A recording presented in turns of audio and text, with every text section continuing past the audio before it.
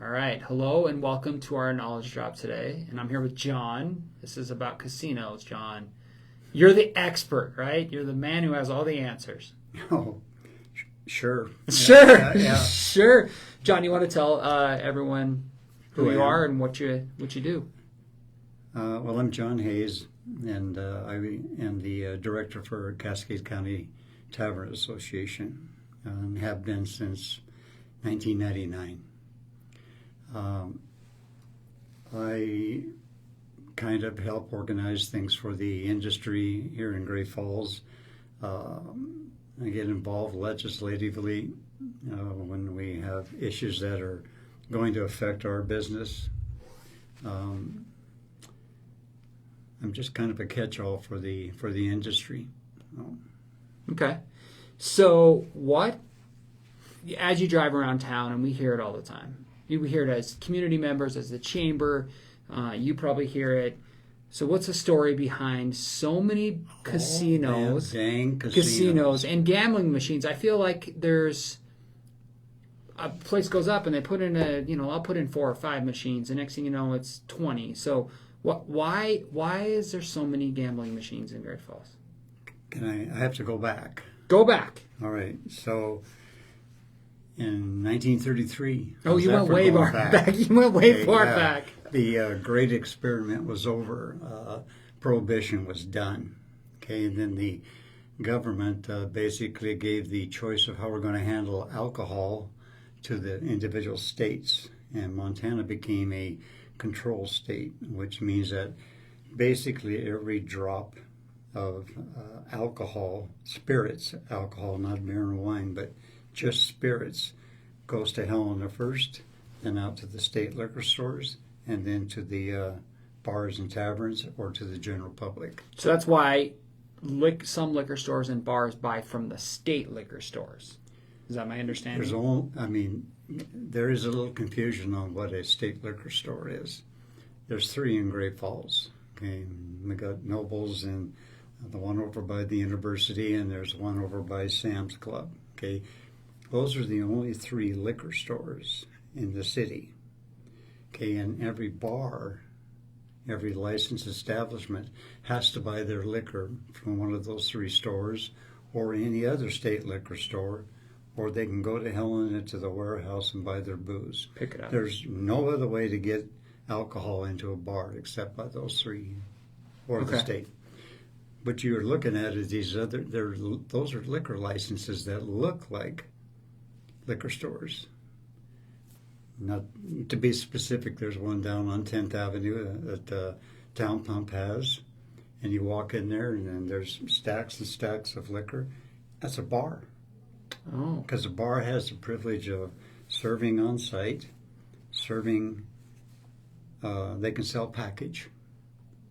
So those privileges are extended to a liquor license. In Montana, because the state laws are different everywhere else. Sometimes you can go and get liquor different places. Yeah. So in 1933, Montana did the liquor. So how does the gaming tie in here? Okay, one more step then. Okay, so the state of Montana started issuing liquor licenses to bars, and they issued them, and they issued them, and they issued them, and then in 1945, Montana was getting to be pretty Wild West. They allowed a type of gambling that could go into nonprofit organizations like the Elks, the Eagles, and the Moose, and they determined that was slot machines.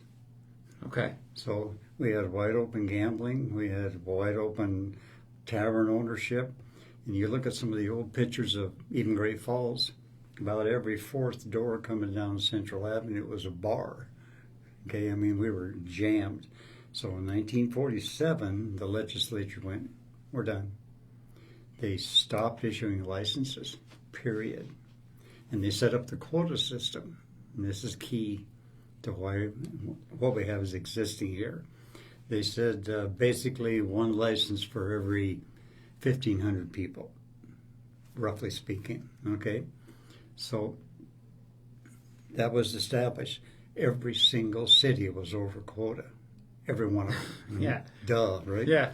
Okay, but the state didn't go and jerk those licenses back. They just grandfathered everybody. Now we're waiting for populations to grow. And as cities grew, then they were able to get more licenses in like Billings and Bozeman and Helena and Missoula and Kalispell. Great Falls? No. Because we didn't grow since We 1970, didn't grow. really. Yeah. We didn't grow.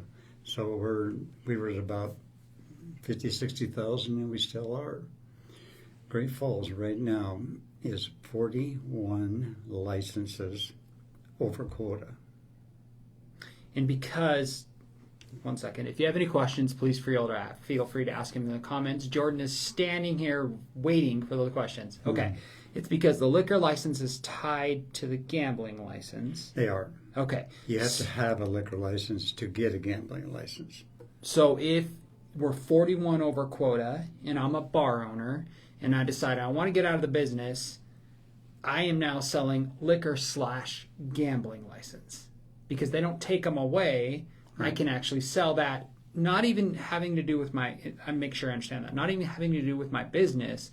It's just I am the licensee, and now I'm selling it to Jordan, and now Jordan can go open a casino anywhere she wants. Yeah, wherever she can, by zoning and all that good stuff that we have to comply with. That license can go anywhere, and that's what you're seeing in the city. There are no new licenses here. You might see a new establishment, but that's somebody who went and bought a license that wanted to change their venue, whatever they wanted to do, just get out. Yeah. And they sold the dang license, and somebody opened up a new store. Okay. So when you think about this is another question we get a lot, or at least I personally. When you think about having that liquor license, so that liquor license allows you to have how many gaming machines? 20 is the max. 20 in that business. So if I have in that location. If I'm a franchisee and I have multiple locations, I have to have a liquor license for each location? Yes. So each one of those locations has Could a have liquor 20. and gambling. Okay. Does that casino, the live poker, the live interactive, how does that play into it? Because I think people think that's like, oh, that's only in Vegas, but we have live poker at certain places We as have well. live poker. We have what we don't have in Montana are any house games, Okay. and that's a way to kind of differentiate it. Where the house is playing against you. We don't have blackjack.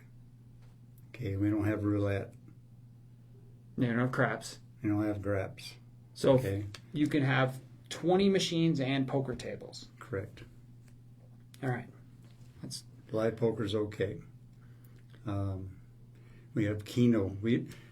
When this was all evolving, Keno was the game. Live Keno. Yeah. And every little bar had a Keno operator in there. Mark the and, crayon on your thing.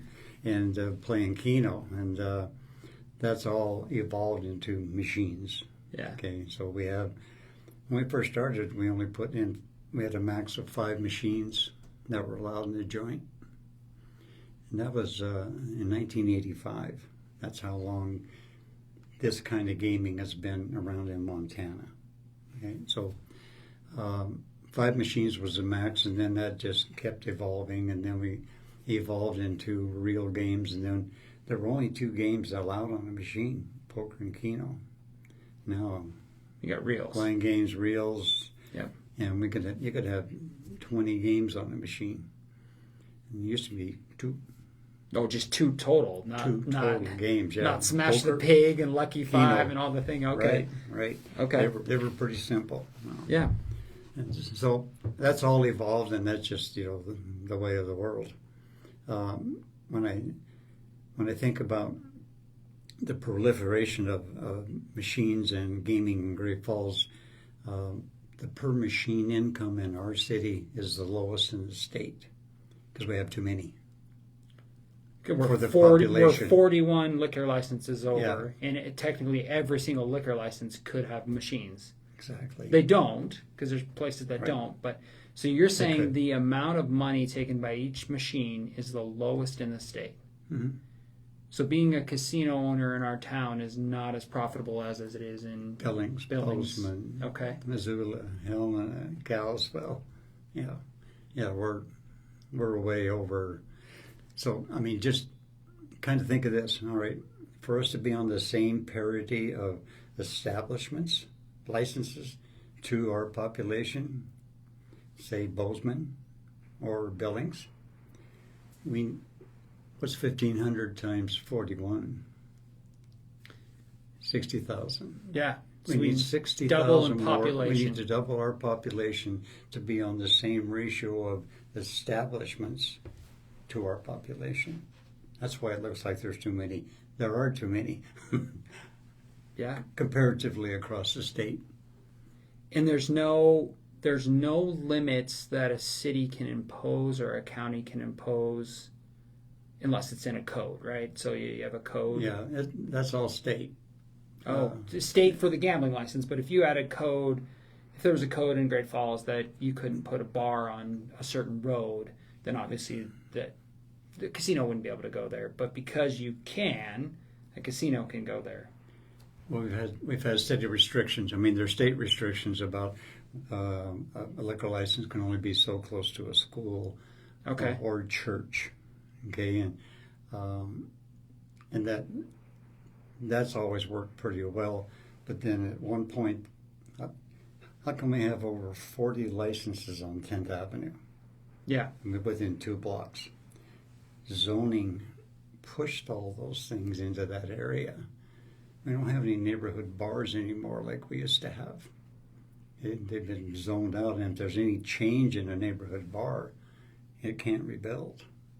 It's got to go to the areas. Different area. Yeah, so that's why you see them jammed where you are looking at them. Yeah. Yeah, I'm from Butte, and there was a lot of neighborhood bars in Butte. Exactly. And when one would burn down, I was surprised. Why didn't they rebuild the bar there? Because people would go there. It was a different kind of place to. Exactly. But same thing in Butte. They weren't allowed to rebuild there. So there's the way the state sets it up. When it sets up its restrictions for how many licenses might be in a city. Okay, the city is the city limits plus 5 miles. So there's a little cushion out there. We call that the donut. So the donut area could have city licenses. If you got a city license outside the city limits, which you could move it anywhere into the city. Okay. Okay. That's interesting. Well, it's like home. Okay, there was a license out there that certainly isn't in the city limits, but it's within the donut of the city limits. So they can move that license into the city. That license into town. Okay.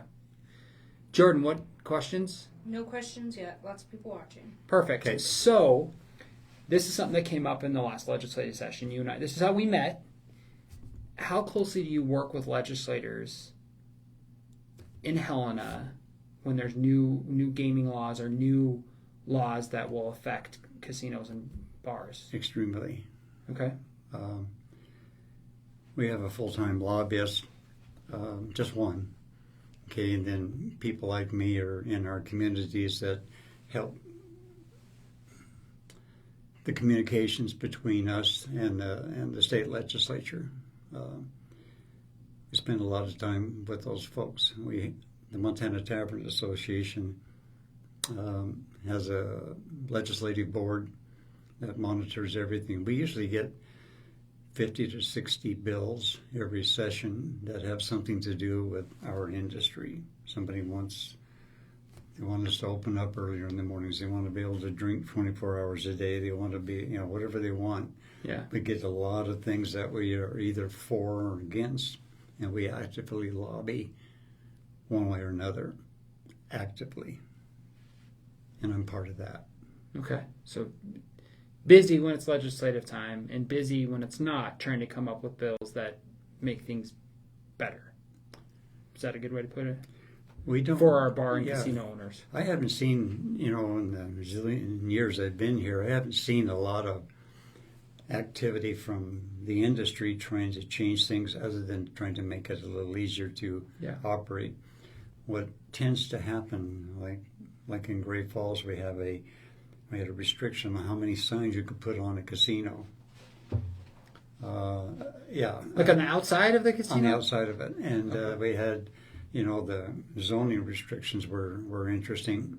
And I could see that turning into a mess, and it did. But there wasn't any way to stop it. Don't win everything. Yeah. But some of those things we try to handle from the state level.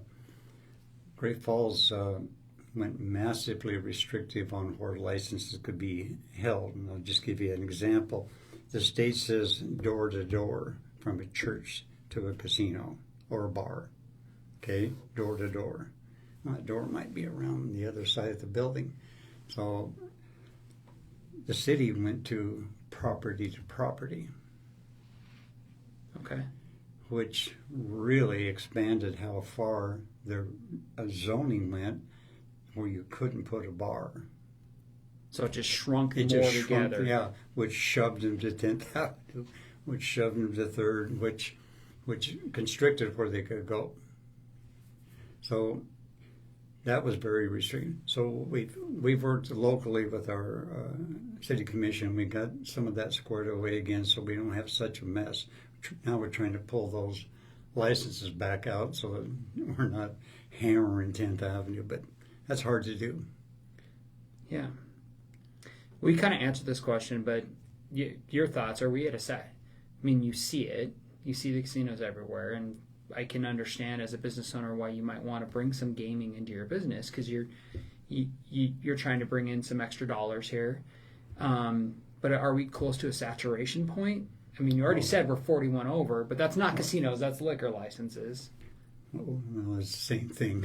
Okay. Yeah, we're way oversaturated. And that's why I brought up that little comment that our per machine income is the lowest in the state. We have too many establishments. And so this leads me to another question, and this is maybe a question that I have. But what is the responsibility of the bar owner or the liquor license owner, casino owner, for payouts? So are they paying out of their money? If I go in and I win $800, are they paying me $800, or is there some kind of agreement with the gaming group? How does that all work? The owner's paying you. It's coming out of his pocket. I'm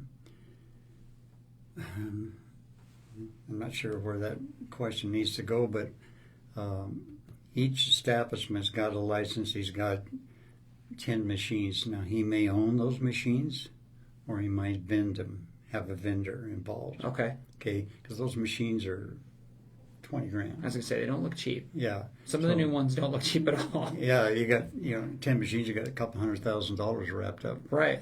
Okay, so not everybody can go down and write a check for that. So they work with a vendor who brings them the machines in, and they set them up, and they'll split. Okay, what you should know though is that the first part of the profit. What I mean by that is on gross profit. Gross profit would be money in, money out. How much is left for the owner, if any? Okay, they pay 15% to the state of Montana off the gross income of each machine. Okay. So if there was $10 made on a machine, $1.50 goes to the state first. Okay. Then you pay your bills. And so, and that's crucial. Does the county or city get any money? Yes, they do. They get 2/3 of that. 2/3 of the 15%. Correct. Okay. State keeps 1/3 and goes to general fund. So 2/3 of, and by the way, Great Falls does about $2 million a quarter to the state.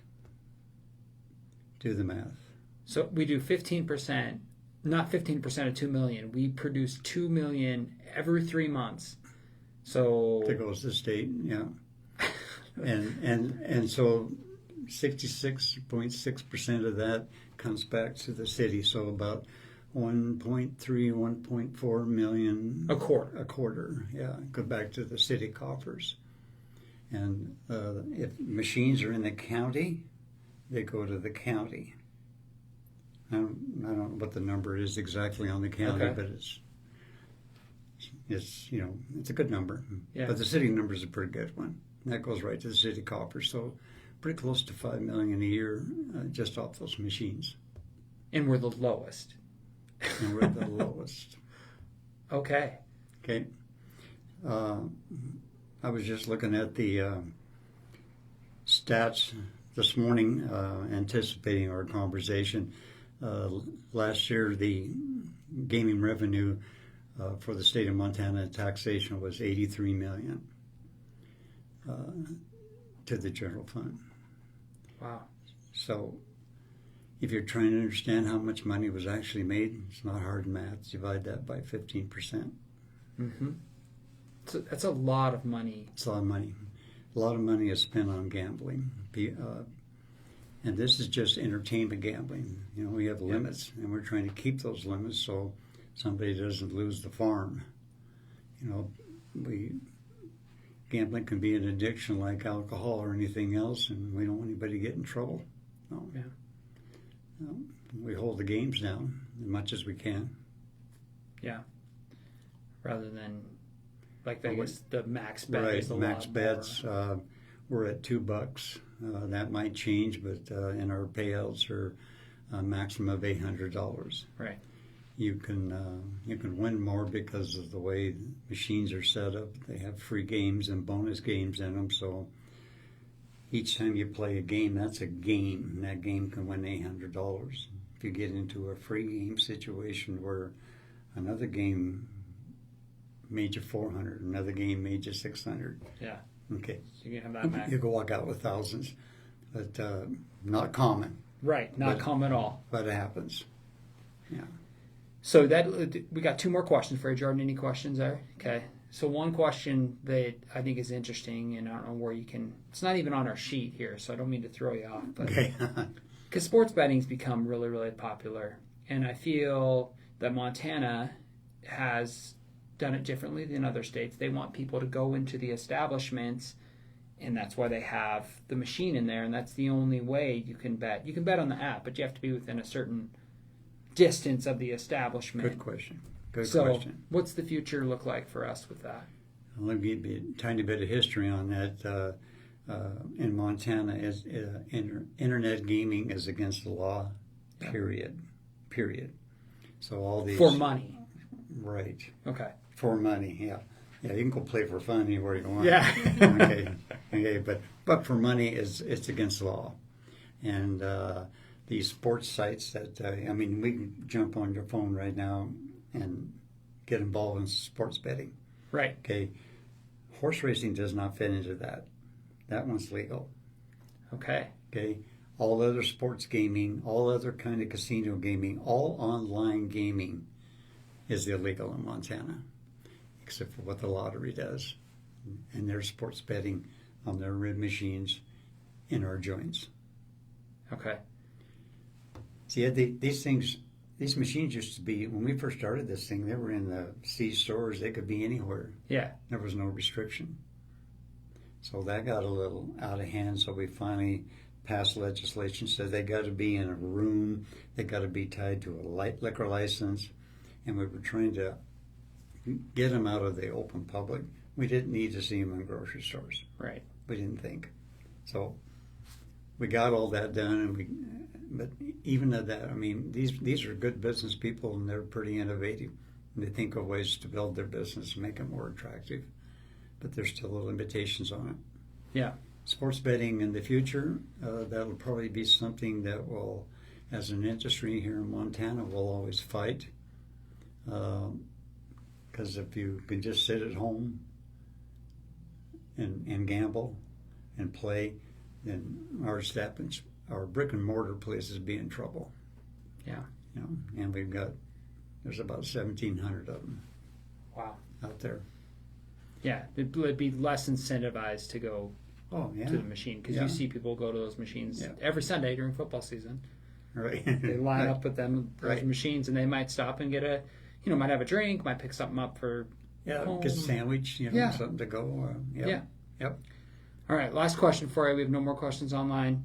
So where do you see, and the question we had is Great Falls, gaming in Great Falls, but gaming in Montana in the next 5 to 10 years? Do you see it as a status quo? Do you see some, I mean, if Great Falls doesn't grow, we're still going to be 41 over. Well, if our population changes, that'll certainly take a little strain off it. But gaming in Montana is going to continue to be pressed worldwide by. We used to have a lot of machine owners and vendors, hundreds of them around the state. Now it's just a few. The big boys have come in and bought out all of our vendors. There's 2 major players in the state now that probably control 80% of the machines. Just 2. Okay, and they're incredibly large corporations worldwide. Okay. We've been taken over. Okay, there's still a few guys that own their own machines. Not names, but there's half a dozen in town that still own their own machines.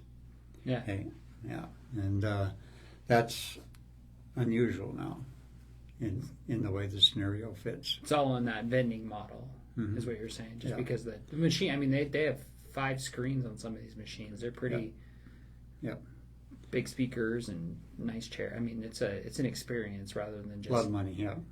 Yeah. Well, then trying to make it a good experience, and again, try not to have somebody lose their farm on a machine. Right. Keep the limits there. Yeah.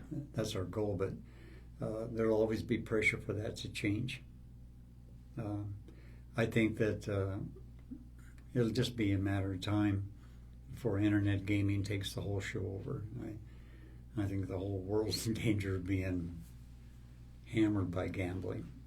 Yeah. It's just absolute runaway. So with some of your final thoughts, it sounds like you support responsible gaming. You think we have too many casinos right now, and I mean, businesses that have casinos they're trying to make a profit, but I think most business owners would want responsible gaming. They would want people to come in. I mean, I enjoy every once in a while going out. I know my limits and I know where it's at. Is there numbers people can call if they have irresponsible gaming? What a coincidence. Oh, you have the paper. I can't read it, but I've got it. So the industry supports a gambling addiction problem that we pay for ourselves, and it's kind of the 12-step program. And I don't know, I just pulled this off I didn't know this little piece of paper existed, but I don't see a phone number on there. But in any establishment, there it is. Yeah, I see them in the casinos. I never pay attention to the phone number. But Yeah, Montana Council for Problem Gambling, 888-900-9979. And somebody will answer that phone and we'll get you some help. Perfect. So might not be you, it might be somebody in the family. If you could just reach out to us and let us try to help you. Yeah. Great. Well, thank you. Yeah. Well, John, thank you so much for your time. I really appreciate it. If we get more questions that we can't answer, we'll send them your way. That'd be great. Okay. Thanks, Thank sir. you, Ed. Thank you Appreciate very it. much.